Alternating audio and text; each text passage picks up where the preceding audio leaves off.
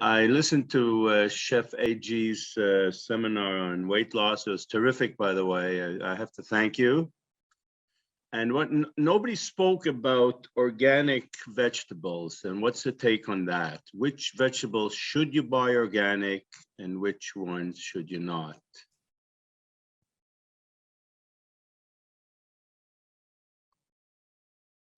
Well, you could always default to the daily dozen. I mean, not the daily dozen. The what's it called? The Dirty dozen. dozen. Dirty dozen. Thank you. The dirty dozen and the clean 50. Yeah, you could always kind of look at that website to see the annual updates to the foods that you should optimize in terms of organic.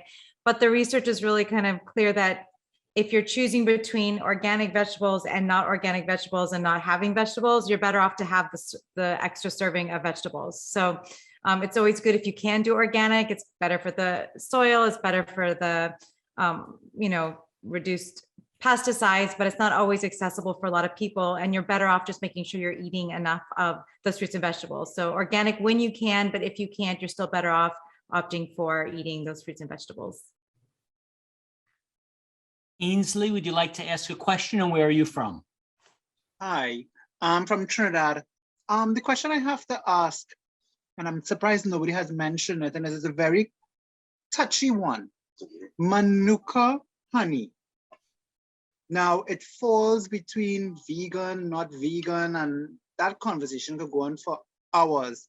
How are we to view Manuka honey? Anybody? Well, it's not vegan, and the bees didn't make it for you, so I don't recommend eating it. And plus, it's still a concentrated sweetener, and all concentrated sweeteners are 1,800 calories. So it goes back to, well, should we eat fruit? I would much rather see people eat fruit, which is 200 to 300 calories, than concentrated sugars. And I don't see what benefit that you're getting from eating honey that you could get in another way. So as an ethical vegan, I give a thumbs down to honey. It harms the bees. And it's why do you need it? I would ask, what do you need it for? Isabel, would you like to ask a question, and where are you from? Hi, I'm from Auckland, New Zealand. I'm just wondering because I cannot eat without salt, and only use salt on my dinner because on the morning I have my oats and at lunchtime I have a smoothie. But I want to know if all the salt are equal, and what you think about the Himalayan pink Himalayan salt, please. And how much should I have? So I don't know if I heard all the question, but I do know that pink Himalayan salt, it's still salt. It's still sodium chloride. So salt is salt. So that there's no good data really to say that one is better than the other, especially with hypertension and heart failure. And, if you're, asking the question about salt in general, like we previously discussed, if you exercise a lot, sweat a lot, there's actually was a good Mayo Clinic study that showed that people who really work hard, sweat heavily, salt doesn't really affect their blood pressure to a significant degree versus a group of people they fed extra salt to and did not have them exercise and sweat. I don't know if I answered your complete question, so if anybody else wants to chime in. Well, the other recommendation, I'll just throw this out there. If you are going to have salt, then at least get iodized salt, and all those other salts are not iodized because that is the way to get iodine. And that's the reason that we're having this kind of depletion of iodine in the diet of late, because people are choosing these fancy salts, but it is still salt. So if you're going to include salt, then try to do the iodized salt and do it at the end right before you eat it so you can decrease the total consumption. Stephanie, would you like to ask a question, and where are you from? Hi, I'm from DC. Thank you guys for doing this and taking the time to answer our questions. So my question is, I recently got diagnosed with high blood pressure and tachycardia, and I'm a 39-year-old relatively healthy female, and the doctors could never figure out where it came from, what the root causes, why. It was always a mystery. So I recently had a consultation with a naturopath online, and she suggested something I had never heard of. She said, because I have had PCOS my whole life and have this insulin resistance issue, she thinks it's because I have candida, and the candida is like dehydrating me, which is causing all these like blood pressure issues and tachycardia and stuff. And I just don't know. There's so much different information out there. I don't know what to believe or not. So what do you guys think of that? And do you know anything about Candida or could shed any light on this? Well, what I would say is, first of all, a lot of different types of doctors out there are not evidence-based or science-based. That's the biggest criticism for functional medicine, for homeopathic medicine, naturopathic medicine, is you can't show me published data to show, benefits to some of the therapies. And that doesn't mean they don't all work. It's just they haven't been proven, and it's harder to convince people who follow the strict scientific approach that those remedies are appropriate. What I would say, though, about hypertension is following the recommendations from the American College of Cardiology, American Heart Association guidelines, of which Kim Williams, very renowned plant-based cardiologist, was on the writing committee. They would say that if you're exercising the proper amount, if you're at your ideal body weight, which don't forget is very thin, if you're restricting the salt in the diet, you don't have uncontrolled sleep apnea, which is a big driver for resistant hypertension. If you're excluding alcohol completely, because some people are very alcohol sensitive, raising blood pressure. If you're doing everything absolutely perfect from a lifestyle perspective, eating a whole food plant-based diet that's low in fat, and you still have elevated blood pressure readings, then you really got to be thinking about what we call secondary causes. I don't know any data about Candida specifically being a secondary cause of hypertension. There are some rare hormonal diseases, adrenal hormones and pituitary, Cushing's, all these other things that could happen. They're unusual. A vast majority, well more than 90% of hypertension is eliminated if you strictly follow the lifestyle medicine recommendations for hypertension, the exercise, the ideal body weight, eating whole food, plant-based, restricting salt and alcohol.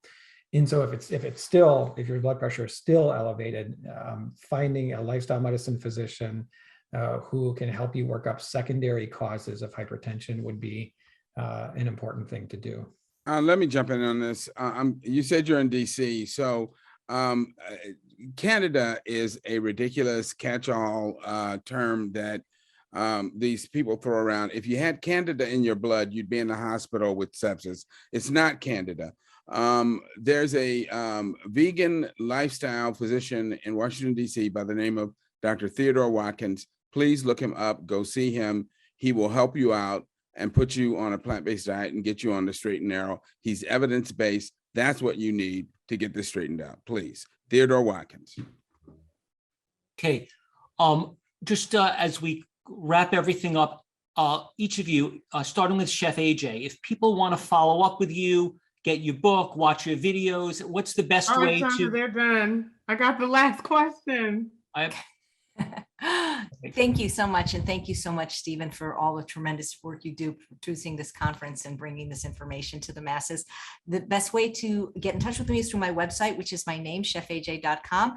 And every day at 11 a.m. Pacific time for more than the last 2 years, I do a daily and live show on YouTube, Facebook, and Twitter called Chef AJ Live. And I hope to see you there.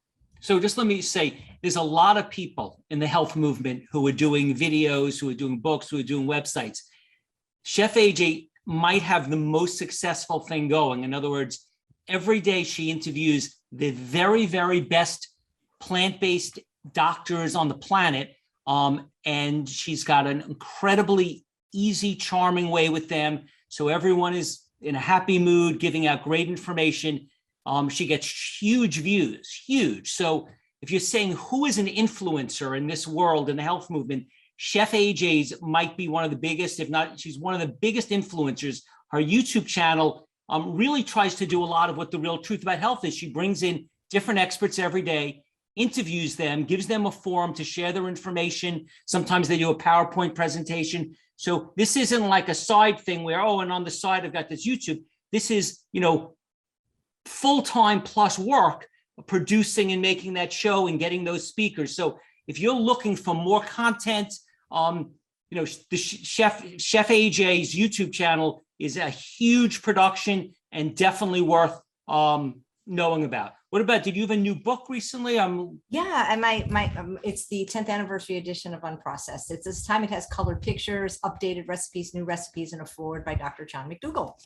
Okay, Juliana, how about you? How do we get in touch with you? Are you available? Do you do phone consultations, Zoom calls, like to do nutrition? What's your availability if people want to connect and follow up with your work? Yes, thank you so much. Yes, you could find me at plantbaseddietitian.com. And I work with clients all over the world. I have a podcast, the Choose You Now podcast, and I have to show my new book too. This is my last book, the Choose You Now Diet. This just came out in December. And all of that is available on plantbaseddietitian.com. What is your podcast? Because I found that a lot of times I find it hard to stay focused or interested. And I was listening to your podcast. I guess I was listening on YouTube. And I guess you had two other people and you were having fun and it was very interesting. And somehow it kept me more interested than other things that I listened to. And I was able to, while I was learning, you were answering the nutrition questions, but it was a very entertaining and upbeat podcast. How often do you have that? Thank you. Well, we have a weekly release. We have interviews every Sunday. One's coming out tomorrow with Colleen Patrick Gaudreau tomorrow. And so I interview people on Sundays. And then once a month, we have the nutrition Q&A, which I do with my two producers, which is what you were probably referring to. So we do that once a month. And you could ask me anything on social media, and I try to get to everyone's questions as often as possible. And yes, thank you so much for saying that. You can find it on anywhere you listen to podcasts. And if someone wants to use you as their nutritionist, they can set up a call and you'll do a Zoom call with them and take 2 sessions? Yes. Yeah, no, I do. I see people all over the world, either via Zoom or phone or Skype or whatever you want to use right now. It's been so nice to have everything on telehealth finally. I've been trying to do this for 15 years, and it's really exciting to be able to access people all over the globe. Anyone that has any issues, just reach out to me. You can contact me directly on plantbaseddietitian.com. Okay. And Dr. Mills, how about yourself? How would we follow up with you? Are you available to speak to? What projects do you have? How do we stay connected with you? Just excuse me. I have someone I've got to refer to, Julieanna, so I wanted to get that down. Wow. I have a website. It's Dr. Milton Mills, plantbasednation.com. And I also actually have an essay in this book, Brother Vegan. Can everybody see that? And people, I guess, can reach out if they're interested in getting this book from me. Reach out through the website and we'll figure out how to get it to them. You can shoot me, contact me through the website, and I'll get back to you, or through PCRM, through the PCRM.org website. Reach out to me, contact them /Dr. Milton Mills, and they will forward the emails to me as well. Okay, great, thank you. And Dr. Lome, how would we stay in touch with you or get involved? Are you available to speak to patients via Zoom? What's your situation? And first of all, I just wanted to say thanks so much for having me here. This is such a great conference, and I love Chef AJ, Julieanna, Milton. You guys are just awesome. This was a great panel, and I'm going to probably be referring patients to you, Julieanna, as well. And I always send patients to see Chef AJ's show.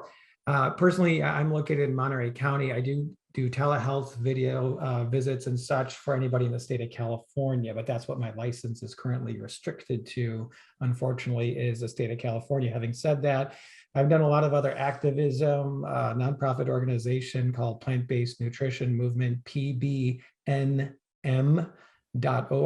Plant-Based Nutrition Movement, PBNM.org, has a lot of phenomenal resources. It's predominantly based in the Chicagoland area in regards to the meetups and such in person, but they do a lot of online things. And so I'd recommend people check that out. I do have a website, heartstrong.com, which I put together as kind of a do-it-yourself lifestyle medicine approach. Do it at your own pace, educate yourself step by step, phase by phase, to help somebody get more on a whole food plant-based diet slowly. I used to be very active on YouTube. I got a YouTube channel. And I loved making those videos, but they were time consuming and I slowed down a bit. I hope to get back into that soon. If you just get on YouTube and search Stephen Lome, you'll find that. And then I'm on social media like Twitter @Steve Lome and on Facebook, Dr. Stephen Lome too. And feel free to reach out to me, send me messages through social media, whatever you need. Well, I really appreciate you spending the 2 hours today and the 25 years before this, getting ready for tonight, getting all the information and then freely sharing it with all of us. We really appreciate it. It's hard to get this information. If we could unmute the audience so we could all say thank you and appreciate all the time that you've put into making this happen. So thank you very much.